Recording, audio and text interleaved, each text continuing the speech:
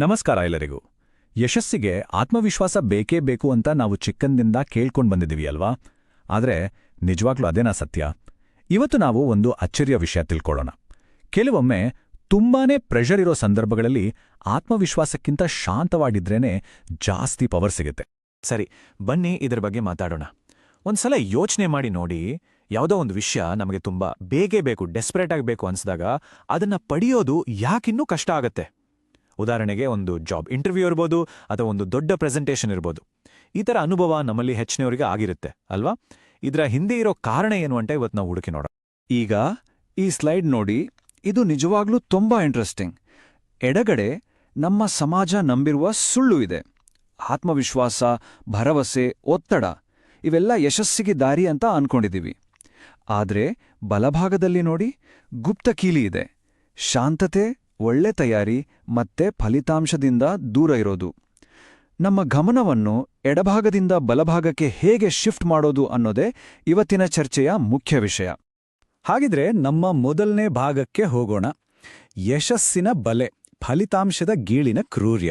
ಅಂದ್ರೆ ನಾವು ರಿಸಲ್ಟ್ಸ್ ಮೇಲೇನೆ ಅತಿಯಾಗಿ ಗಮನ ಇಟ್ಟಾಗ ಅದು ಹೇಗೆ ನಮ್ಮ ಯಶಸ್ಸಿಗೆ ಒಂದು ಬಲೆ ಆಗ್ಬಿಡುತ್ತೆ ಅಂತ ಇಲ್ಲಿ ನೋಡೋಣ. ನೋಡಿ, ನಮ್ಮ ಸಮಾಜಕ್ಕೆ ರಿಸಲ್ಟ್ಸ್ ಅಂದ್ರೆ ಪೂಜ್ಯ ಭಾವ. ಬರೀ ಮೆಚ್ಕೊಳ್ಳೋದಲ್ಲ, ಅದನ್ನೇ ಪೂಜಿಸ್ತಾರೆ. ಇದರಿಂದ ಏನಾಗುತ್ತೆ ಅಂದ್ರೆ, ನಾವು ಮಾಡೋ ಪ್ರತಿಯೊಂದು ಕೆಲಸನೂ ನಮ್ಮ ಯೋಗ್ಯತೆ ಬಗ್ಗೆ ಒಂದು ಜಜ್ಮೆಂಟ್ ತರ ಕಾಣುತ್ತೆ. ಒಂದು ಇಂಟರ್ವ್ಯೂ ಅಂದ್ರೆ ಅದು ಬರೀ ಮಾತುಕತೆ ಆಗಿ ಉಳಿಯಲ್ಲ, ಬದಲಿಗೆ ನಮ್ಮ ಬುದ್ಧಿಶಕ್ತಿಗೆ ಕೊನೆಯ ಪರೀಕ್ಷೆಯನ್ನೋ ಹಾಗೆ ಆಗ್ಬಿಡುತ್ತೆ. ಒಂದು ಪ್ರೆಸೆಂಟೇಷನ್ ಅನ್ನೋದು ನಮ್ಮ ಸಾಮರ್ಥ್ಯದ ಮೇಲೆ ಇಡೀ ಜಗತ್ತು ಕೊಡ್ತಿರೋ ತೀರ್ಪಿನ ತರ ಅನ್ಸೋಕ್ ಶುರುವಾಗುತ್ತೆ. ಹಾಗಿದ್ರೆ ಈ ರಿಸಲ್ಟ್ ಮೇಲಿನ ಗೀಳಿಂದ ಬರೋ ಒತ್ತಡವನ್ನ ಪಾಸಿಟಿವ್ ಆಗಿರೋ ಅಂತ ಹೇಳಿ ನಿವಾರಿಸಕ್ಕಾಗಲ್ವಾ? ನಮ್ಮ ಮುಂದಿನ ಭಾಗದಲ್ಲಿ ಇದಕ್ಕುತ್ತರ ಸಿಗತ್ತೆ.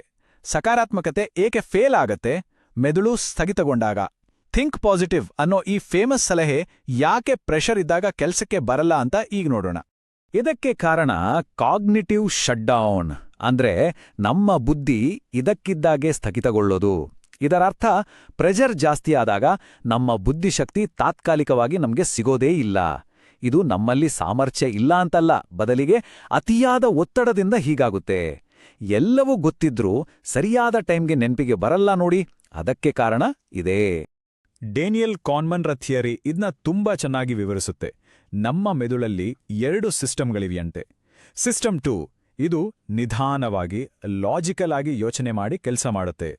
ಆದರೆ ಒತ್ತಡ ಜಾಸ್ತಿಯಾದಾಗ ನಮ್ಮ ಬ್ರೈನ್ ತಕ್ಷಣ ಸಿಸ್ಟಮ್ 1ಗೆ ಶಿಫ್ಟ್ ಆಗುತ್ತೆ. ಇದು ತುಂಬಾ ಫಾಸ್ಟ್, ಎಮೋಷನಲ್ ಮತ್ತು ಭಯದಿಂದ ಕೆಲಸ ಮಾಡುತ್ತೆ. ಯಾವುದೋ ಪ್ರಾಣಿಯಿಂದ ತಪ್ಪಿಸ್ಕೊಡೋಕೆ ಸಿಸ್ಟಮ್ 1 ಸೂಪರ್, ಆದರೆ ಇಂಟರ್ವ್ಯೂಗಳಲ್ಲಿ ಇದು ನಮ್ಮನ್ನ ಸೋಲ್ಸಿಬಿಡುತ್ತೆ. ಹಾಗಾಗಿ ಇಲ್ಲಿರೋ ಮುಖ್ಯವಾದ ಪಾಯಿಂಟ್ ಇದು: ತಪ್ಪುಗಳು ಆಗೋದು ನಾವು ಆಗಿಲ್ಲ ಅಂತಲ್ಲ, ಅವು ಆಗೋದು ನಮ್ಮ ತಲೆ ಮೇಲೆ ಜಾಸ್ತಿ ಭಾರ ಬಿದ್ದಾಗ. ಅಂದ್ರೆ ಸಮಸ್ಯೆ ನಮ್ಮ ತಯಾರಿಯಲ್ಲಿಲ್ಲ, ಬದಲಾಗಿ ನಮ್ಮ ಭಾವನಾತ್ಮಕ ಒತ್ತಡದಿಂದ ಬ್ರೈನ್ ಓವರ್ಲೋಡ್ ಆಗೋದ್ರಲ್ಲಿದೆ. ಇಲ್ಲಿ ಒಂದು ವಿಚಿತ್ರವಾದ ಆದರೆ ತುಂಬಾನೇ ಇಂಪಾರ್ಟೆಂಟ್ ಸತ್ಯ ಇದೆ: ಭರವಸೆ. ಇದು ದೀರ್ಘಕಾಲದ ಹೋರಾಟಕ್ಕೆ ಒಳ್ಳೇದು, ನಿಜ. ಆದರೆ ಒಂದು ಕೆಲಸವನ್ನ ಮಾಡ್ತಿರೋ ಆ ಕ್ಷಣದಲ್ಲಿ ಇದು ಹೊರೆಯಾಗ್ಬಿಡ್ಬೋದು. ಯಾಕೆ ಅಂದ್ರೆ ಇದು ಆಗ್ಲೇಬೇಕು ಅನ್ನೋ ಅತಿಯಾದ ಭರವಸೆ ನಮ್ಮ ಇಮೋಷನಲ್ ಸ್ಟೇಕ್ಸ್ ಅಂದ್ರೆ ಭಾವನಾತ್ಮಕ ಒತ್ತಡವನ್ನ ಹೆಚ್ಚಿಸುತ್ತೆ. ಇದು ನಮ್ಮ ಬ್ರೈನ್ ಪವರ್ನ ಸ್ವಲ್ಪ ಭಾಗವನ್ನ ತಿಂದಾಕಿ ನಮ್ಮ ಗಮನವನ್ನ ಬೇರೆ ಕಡೆ ಎಳೆಯುತ್ತೆ. ಓಕೆ, ಇಲ್ಲಿವರೆಗೂ ಸಮಸ್ಯೆಯನ್ನ ಡೀಟೇಲ್ ಆಗಿ ನೋಡಿದ್ವಿ. ಅತಿಯಾದ ಒತ್ತಡ ನಮ್ಮ ಮೆದುಳನ್ನ ಹೇಗೆ ಶಟ್ಡೌನ್ ಮಾಡುತ್ತೆ ಅಂತಾನೂ ಗೊತ್ತಾಯ್ತು. ಈಗ ಇದಕ್ಕೆ ಪರಿಹಾರ ಏನು? ನಮ್ಮ ಮುಂದಿನ ವಿಭಾಗದಲ್ಲಿ ನೋಡೋಣ. ಕೆಟ್ಟದ್ದಕ್ಕೆ ತಯಾರಿ, ಶಾಂತ ಸಿದ್ಧತೆಯೇ ಮದ್ದು. ಅಂದ್ರೆ ಬಲವಂತವಾಗಿ ಪಾಸಿಟಿವ್ ಆಗಿರೋ ಬದಲು ರಿಯಾಲಿಟಿಗೆ ತಕ್ಕ ಹಾಗೆ ತಯಾರಾಗುವ ಒಂದು ಹೊಸ ಮೈಂಡ್ಸೆಟ್ ಬಗ್ಗೆ ಮಾತಾಡೋಣ. ನೋಡಿ, ನಕಾರಾತ್ಮಕತೆಯನ್ನ ಅಪ್ಕೊಳ್ಳೋದು ಅಂದ್ರೆ ನಿರಾಶಾವಾದಿ ಆಗೋದು ಅಂತಲ್ಲ. ಇದು ಭಾವನಾತ್ಮಕವಾಗಿ ಅಳೋದಲ್ಲ, ಬದಲಾಗಿ ನಮ್ಮ ತಲೆಯಲ್ಲಿ, ಅರಿವಿನ ಮಟ್ಟದಲ್ಲಿ ಕೆಟ್ಟದ್ದಕ್ಕೆ ಪ್ರಿಪೇರ್ ಆಗೋದು. ಇದು ಭಯವನ್ನೇ ತೆಗೆದು ಹಾಕೋಕೆ ಬಳಸೋ ಒಂದು ಪವರ್ಫುಲ್ ಮೆಂಟಲ್ ಟೆಕ್ನಿಕ್. ಇದೊಂದು ರೀತಿ ಮಾನಸಿಕ ಪ್ರಬುದ್ಧತೆ ಇದ್ದ ಹಾಗೆ. ಇದನ್ನ ನಾವು 3 ಸಿಂಪಲ್ ಸ್ಟೆಪ್ಸ್ ಆಗಿ ನೋಡ್ಬೋದು. ಮೊದಲನೇದು, ತಿರಸ್ಕಾರ ಬಂದ್ರೂ ಅದರಿಂದ ಬದುಕಿ ಉಳಿಬೋದು ಅಂತ ಒಪ್ಕೊಳ್ಳೋದು. ಎರಡನೇದು, ಕೆಟ್ಟ ಸನ್ನಿವೇಶಗಳು ಏನೇನಾಗ್ಬೋದು ಅಂತ ಶಾಂತವಾಗಿ ಕಲ್ಪನೆ ಮಾಡ್ಕೊಳ್ಳೋದು. ಮೂರನೇದು, ಮತ್ತಿದು ತುಂಬಾನೇ ಮುಖ್ಯ, ನಮ್ಮ ಐಡೆಂಟಿಟಿಯನ್ನ ರಿಸಲ್ಟ್ಸಿಂದ ಬೇರೆ ಮಾಡೋದು. ಸೋಲು ಗೆಲುವು ನಮ್ಮನ್ನ ಯಾರು ಅಂತ ನಿರ್ಧರಿಸಲ್ಲ. ಸ್ಟೋಯಿಕ್ ಫಿಲಾಸಫರ್ ಎಪಿಕ್ಟೆಟಸ್ ಹೇಳಿದ ಹಾಗೆ, ನಿಮ್ಮ ಕೈಯಲ್ಲಿರೋದು ನಿಮ್ಮ ತಯಾರಿ ಮಾತ್ರ, ಫಲಿತಾಂಶ ಅಲ್ಲ. ಇದು ನಮ್ಮ ಕಂಟ್ರೋಲ್ನಲ್ಲಿ ಏನಿದೆಯೋ ಅದರ ಮೇಲೆ ಮಾತ್ರ ಫೋಕಸ್ ಮಾಡಕ್ಕೆ ನೆನಪಿಸುತ್ತೆ, ಮತ್ತು ಇದು ನಿಜವಾಗ್ಲೂ ಒತ್ತಡವನ್ನ ಅದ್ಭುತವಾಗಿ ಕಡಿಮೆ ಮಾಡುತ್ತೆ. ಹಾಗಿದ್ರೆ ಈ ರೀತಿ ಫಲಿತಾಂಶದಿಂದ ದೂರ ಇದ್ದು ತಯಾರಾಗಿರೋ ಮೈಂಡ್ಸೆಟ್ಟಿಂದ ನಿಜವಾಗ್ಲೂ ಏನ್ ಲಾಭ? ಇದು ನಮ್ಮ ಪರ್ಫಾರ್ಮೆನ್ಸ್ನ ಹೇಗೆ ಇಂಪ್ರೂವ್ ಮಾಡುತ್ತೆ?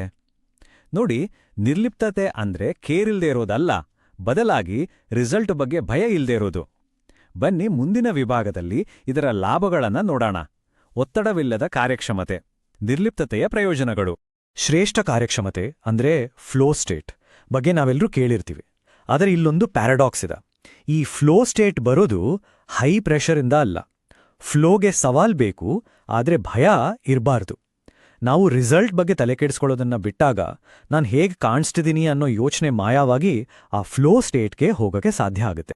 ನಾವು ಫಲಿತಾಂಶಗಳಿಗೆ ಕಡಿಮೆ ಪ್ರಾಮುಖ್ಯತೆ ಕೊಟ್ಟಾಗ ಆಗೋ ಪ್ರತಿಯೊಂದು ರಿಸಲ್ಟ್ ಕೂಡ ನಮ್ಗೆ ಯೂಸ್ಫುಲ್ ಆಗುತ್ತೆ.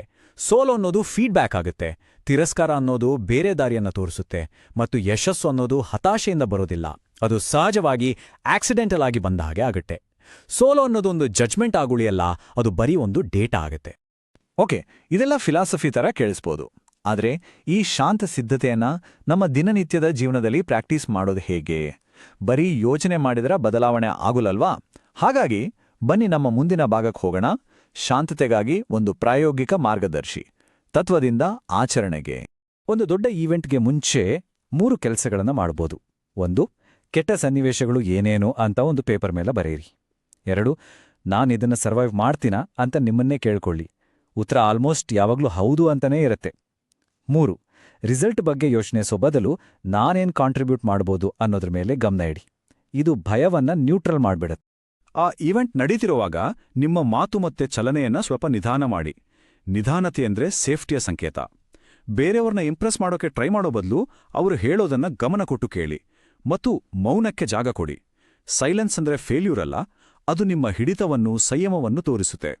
ರಿಸಲ್ಟ್ ಬಂದ್ಮೇಲೆ ನಿಮ್ಮ ವ್ಯಕ್ತಿತ್ವವನ್ನ ಅದರಿಂದ ದೂರ ಇಡಿ. ನಿಮ್ಮನ್ನೇ ಬೈದ್ಕೊಳ್ಳದೆ ಏನ್ ವರ್ಕ್ ಆಯ್ತು ಏನಾಗ್ಲಿಲ್ಲ ಅಂತ ಕಲೀರಿ, ಮತ್ತು ಹಳೆಯ ಸೋಲಿನ ಭಾರವನ್ನ ಹೊತ್ಕೊಳ್ಳದೆ ಮುಂದಿನ ಪ್ರಯತ್ನಕ್ಕೆ ಫ್ರೆಶ್ ಆಗಿ ತಯಾರಾಗಿ. ಪ್ರತಿಯೊಂದು ಪ್ರಯತ್ನಕ್ಕೂ ಒಂದು ಹೊಸ ಕ್ಲೀನ್ ಇಮೋಷನಲ್ ಸ್ಲೇಟ್ ಬೇಕು. ಈ ಟೆಕ್ನಿಕ್ಗಳು ಬರೀ ನಮ್ಮ ಪರ್ಸನಲ್ ಸಕ್ಸಸ್ಗೆ ಮಾತ್ರ ಅಲ್ಲ, ನಾವು ಸಮಾಜವಾಡಿ ಯಶಸ್ಸು ಮತ್ತು ಒತ್ತಡವನ್ನ ನೋಡುವ ರೀತಿಯಲ್ಲೇ ಒಂದು ದೊಡ್ಡ ಸಮಸ್ಯೆ ಇದೆ. ಬನ್ನಿ ಮುಂದಿನ ವಿಭಾಗದಲ್ಲಿ ಆ ದೊಡ್ಡ ಚಿತ್ರಣವನ್ನ ನೋಡೋಣ. ದೊಡ್ಡ ಚಿತ್ರ, ಇದು ಎಲ್ಲರಿಗೂ ಯಾಕೆ ಮುಖ್ಯ? ನೋಡಿ, ನಮ್ಮ ಎಜುಕೇಷನ್ ಮತ್ತು ಜಾಬ್ ಸಿಸ್ಟಮ್ಗಳು ಪ್ರೆಷರ್ ತಡ್ಕೊಳ್ಳೋರಿಗೆ ಹೆಚ್ಚು ಬೆಲೆ ಕೊಡ್ತವೆ. ಇದರಿಂದ ಏನಾಗುತ್ತೆ ಅಂದ್ರೆ ನಿಜವಾದ ಟ್ಯಾಲೆಂಟ್ ಮಿಸ್ ಆಗುತ್ತೆ. ಜನರು ತಮ್ಮ ಸಾಮರ್ಥ್ಯವನ್ನ ಬೆಳೆಸ್ಕೊಳ್ಳೋಕ್ಕೂ ಮುಂಚೆನೇ ಸುಸ್ತಾಗಿ ಬರ್ನ್ಔಟ್ ಆಗಿಬಿಡ್ತಾರೆ. ಮತ್ತೆ ಆಟಿಸಂ ಅಥವಾ ADHD ಇರೋ ನ್ಯೂರೋಡೈವರ್ಸ್ ಜನರಿಗೆ ಅನ್ಯಾಯ ಆಗುತ್ತೆ, ಯಾಕಂದ್ರೆ ಅವರ ಸಾಮರ್ಥ್ಯವನ್ನೇ ಪ್ರೆಷರ್ ಇರುವಾಗ ಅಳೆಯಲಾಗುತ್ತೆ. ಕೊನೆಯದಾಗಿ ಇವತ್ತಿನ ಇಡೀ ಚರ್ಚೆಯ ಸಾರಾಂಶವನ್ನ ಈ ಒಂದು ಪವರ್ಫುಲ್ ವಾಕ್ಯದಲ್ಲಿ ಹೇಳ್ಬೋದು: ಯಶಸ್ಸು ನಿಮ್ಗೆ ಎಷ್ಟು ಕಡಿಮೆ ಬೇಟಾಗುತ್ತದೆಯೋ ಅದನ್ನ ಸಾಧಿಸುವಷ್ಟು ಸಮರ್ಥರಾಗುತ್ತೀರಿ. ಯಶಸ್ಸಿನ ಮೇಲಿನ ಆ ಹತಾಶೆಯನ್ನ ಬಿಟ್ಟು ಪ್ರಾಸೆಸ್ ಮೇಲೆ ಪ್ರೀತಿ ಇಟ್ಟು ಶಾಂತವಾಗಿ ತಯಾರಾದಾಗ ನಿಜವಾದ ಶ್ರೇಷ್ಠ ಕಾರ್ಯಕ್ಷಮತೆ ಅನಿರೀಕ್ಷಿತವಾಗಿ ಸಹಜವಾಗಿ ನಮ್ಮದಾಗುತ್ತೆ.